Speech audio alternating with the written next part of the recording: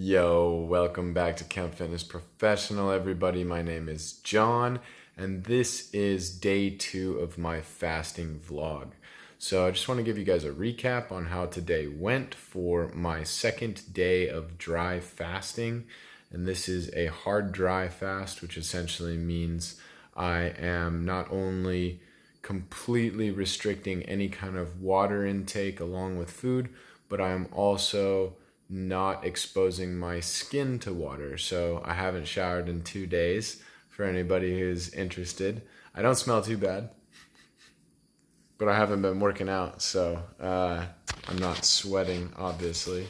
But today was great. I actually felt better today than I did yesterday. I woke up around 7 o'clock this morning. I performed about an hour 15 of Kriya yoga and meditation. I did probably 30 to 35 minutes of Kriya, which Kriya means to cleanse. So it's a lot of breathing techniques like breath of fire, if anybody's heard of that, or some of the other like cosmic breathing, and then followed that up with meditation. And today I did a guided meditation visualizing some peak experiences in my life, in my past, that I was grateful for. I thought about the Radiant Well Care Summit, which is an annual event that I host with other health practitioners that is kind of a community family event where we get together out in nature in the Canadian islands and talk about health, and we create a space to connect and to share and to collaborate and learn and grow and cook food and enjoy the nature, and it's an awesome event. So I thought about that from last year, thought about all the amazing people, the family that I absolutely love and hold dear to my heart. I was really grateful for that. I thought about 2 other things. One of them was a podcast that I did a few days ago that I was really grateful for. It was a great podcast. I was interviewed by a man who has a podcast about talking about different things related to improving the mind and the body, specifically for parents with children who have special needs. So I was really grateful and honored to be interviewed on his podcast. We talked about things like yoga and meditation and kinesiology, and it was really cool. And then the third thing I was grateful for, I can't remember off the top of my head, but there have been a lot of them recently.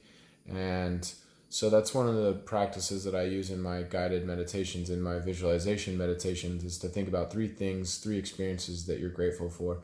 Think of 1 or 2 big experiences, think highlight reel, and step into that moment emotionally, associate with the feelings and the images that come to your mind. And then just some regular things like a warm cup of coffee, something that, somebody held the door for you or a stranger smiled at you, something that made you feel good, that wasn't necessarily something huge or epic. It was just a part of your everyday life that allows you to appreciate the small things.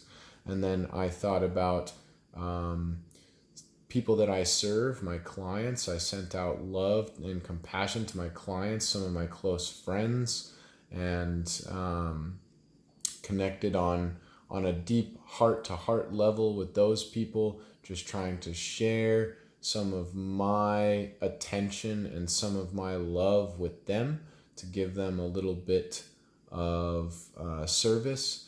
And then I thought about the perfect ideal life in, say, 3 to 5 years, visualizing out in the future of how your life would be if you were achieving your dreams, if you had $100 million in the bank account, if all the things that you wanted to achieve came true, if there was no obstacles. So this is, and then I followed that with the perfect day. So once you go through the perfect future life, you embody yourself living in the future. You put your awareness, you put your consciousness, you put your attention on the ideal future, the potential future, quantum physics. Then at that point, your consciousness is already existing there in that future moment. So all you have to do is align your psychological, your physiological, and your emotional states of being from the present moment You have to just bring those into union, align those with that ideal life that you're visualizing in the future. How would you act, think, feel, and behave in that future reality if you were to start doing that now and here? So that's when that takes you into the perfect day, where you start to plan your day, visualize your day of how the perfect day would go if you were in a flow state all day long, and if everything worked out perfectly and you had a sense of control throughout that day. So that allows you to start embodying those character traits and those states of being now and here that will help to push you closer and closer, faster and faster to that potential reality of what you want to achieve and who you want to be in the future.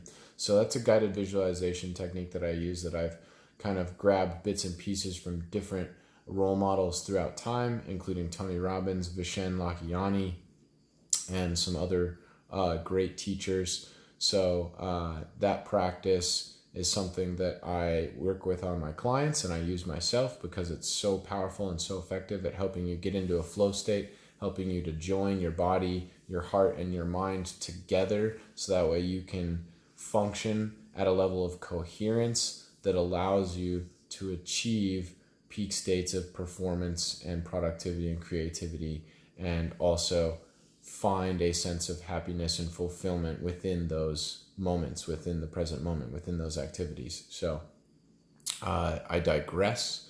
That was my meditation practice for this morning.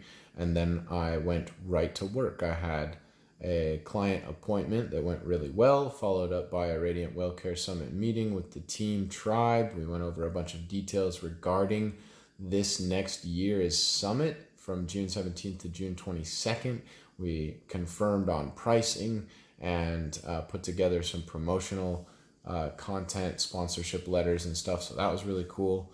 And then looking at my schedule, what did I do after that? Then I started working on my 8-week group workout program that is launching next weekend, the Bodyweight Basics Challenge, which is going to be a co-ed fitness and nutrition program where I teach people how to move and breathe and eat to optimize their performance, their health, and their life quality. And I'll also be throwing in a lot of mindfulness stuff, motivation stuff, and of course a ton of educational resources. So that was the middle part of my day. And then I started to notice a little bit of a lull coming in the afternoon, which was similar to how I felt yesterday. I got kind of a lull in the afternoon where I could definitely feel a dip in the energy levels around 2 o'clock, 3 o'clock. And yesterday I had to shoot a podcast for the Holistic Therapies Directory, and I did not get an opportunity to go for a walk, but my intuition was telling me you need to go for a walk outside. It's going to help you feel better and feel more energized. And I didn't get a chance to, which is okay because I followed up the podcast with a 30-minute meditation, deep belly breathing yesterday. That gave me enough juice to get through the rest of the evening yesterday. But I still didn't have any hunger pains yesterday. I was a little thirsty a couple times, but it was more mental than anything. Today I haven't been really thirsty at all. I felt totally fine all day. No hunger, no thirst, no dry sore throat or anything like that. And I got to go for my walk from about 3 p.m. to 4 p.m. when I started to notice. It was like 2:30, 2:40. I was like, I'm feeling a little low. So I was like, okay, drop the work, go for a walk. I was going to shoot a video. I didn't get a chance to. So the walk was more important. I went for the walk. And crazy story, on the walk, I saw a sign for a nursery. I'm like 45 minutes down the highway. And I walk over to this nursery, check it out. This dude's got a succulent garden and it's awesome. And I end up just talking to him for like 5 minutes and just, oh yeah, cool. We've got some avocado trees and yeah, Maui, beautiful place. And he's like, oh, sweet, avocado trees. Well, we got like a shit ton of banana trees. So, I mean, like if you want to trade avocados for bananas, we got a ton, man. I'd love to give them to you. I'm like, yeah, for sure. We have a ton of avocados. I'd be absolutely down to make that trade. And he's like, you know what? We got a rack of bananas right now that are ready to go. In fact, I should have cut them last weekend, but I didn't get the chance to. So I could just whack those down right now and you could take them with you if you want. I'm like, yeah. So I walked back home, got the car, and went and picked up like 50 or 60 bananas from this guy. We just whacked down a tree.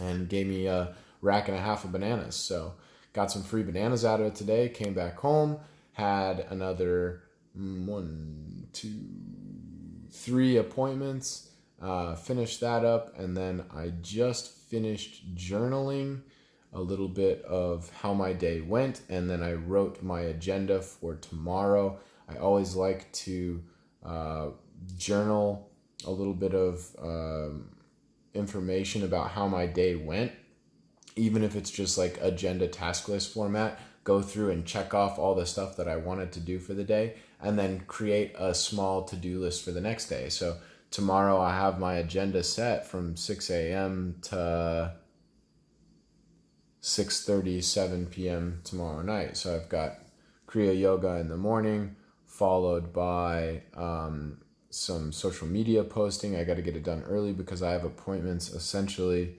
from 8:30 until 12:30, and then 12:30 to 3:30 is my mid break to ideally get a walk in there, but I got to shoot some videos for the body weight challenge, so I'm going to get that done and then go for a walk. And then I've got appointments from 3:30 to 6:30. So that's my day for tomorrow. I like to make sure that I write down some of those things, so that way I know when I wake up in the morning after I do my meditation, I can visualize that day in my head to make it go a little bit more clear and have a little bit more direction and focus on what I'm going to do, because it's already floating around in my subconscious because I wrote it down the night before. But then also I can look to it and refer to it when I have those open gaps of time, like to-do list, have a couple of things on there like, oh yeah, I can work on that. I've got some extra time right now. So that's a strategy I like to use with my clients, is just before you go to bed, jot down some things that you want to achieve the next day. So that way you've got some direction and focus to keep you accountable when you might have those opportune moments of free time. So that's one of the things I do before I go to bed. And then the other thing is I also do some reflective journaling, some journaling about some introspective questions that I ask myself, and or journaling from some books of knowledge or wisdom, like writing down some Zen quotes or some proverbs or parables, anything like that, to just allow yourself to start thinking in a little bit deeper state, a little bit more reflective state, to get your mind off of the present moment, to stop thinking about what you did that day and start thinking more about that 3 to 5 year vision, that plan, that long-term goal of who you want to be and how you want to feel versus what you're doing right now. I think that's just a good way to kind of clear the memory from the day, kind of wipe the prefrontal cortex, the conscious thinking, doing, working mind, and allow you to start to slip into deeper, more contemplative, reflective, introspective states of being, to prepare yourself for that deeper, calm state of sleep that you're about to enter into. So I just got done reflecting on the fast. Today was great. A little note about my pee and my poo. I peed 32 ounces yesterday on day one. Didn't poop at all, which is usually rare. And I ate in a calorie surplus the day before, but it was a strength training day and I went hammer time. So I'm guessing my body utilized all the calories that I ate quite efficiently, and then put the rest to work during my dry fast day. So I actually didn't poop. I peed 32 ounces. And then today, no poop, and I peed 12-ish, 14-ish ounces. And yes, I'm tracking how much I pee because I'm a scientific nerd. And yes, I'm flushing it and getting rid of it for any of you weirdos out there. But I'm feeling great. I would say today I actually feel better than I did yesterday. I feel like I have a little more energy, a little more pep, a little less mental thinking about water. And this is the second day fully dry. I've never done 48 hours of a dry fast. The longest I've gone is 36. So this is a personal record for me, if you will, on dry fasting. And I am going to continue dry fasting as long as I feel good. So the goal for this fast is 7 days. My longest is 4.5. So we'll see how I feel going into the week, but I've got a really busy day coming up tomorrow, a pretty damn busy day on Tuesday and Wednesday as well. and Thursday. Friday it starts to thin out a little bit. So Friday is technically day 7. So if I can just continue to work and stay busy this week and keep the activity low, just adding some walking and doing my Kriya yoga and meditation stuff in the morning, I think I'll be good. We'll see about the dry part. I have no intention of going all 7 days dry, but if I feel good and I don't have any negative symptoms, then I'm just going to go as long as I intuitively feel to get the maximum benefit out of this fast. But all is well so far. I feel fantastic. And I'm really excited to see what day 3 brings, because it's going to be brand new for me. One side note, which is something I always commonly experience when I fast, especially day 2, 3, 4, when I get into it, is my ability to regulate my body temperature is not as efficient. And I attribute this to thermogenesis. So when you eat food, heat as a byproduct is created through the metabolic process. And for other reasons as well. But essentially, when you're fasting, there's nothing in there to kind of pump the water wheel and create the byproduct of heat. And so I notice that I get colder, especially in my extremities, in my hands and my feet, when I'm fasting. And this is the end of day 2 of my dry fast, and I'm actually colder now than I normally would be on day 2 of a water fast. So I think the thermoregulation, is just less active. It's the lack of it is more exacerbated because of the lack of water too. Maybe not. I don't know. But I'm noticing I'm getting a little chilly this evening, and I was a little colder this morning too. So I just put on sweatshirt and sweatpants, and it doesn't affect me other than that. I just get a little colder and I can't warm up as easily. But I'm feeling great, guys. So day 2, dry fast in the books. I will see you tomorrow with more goodies. Peace.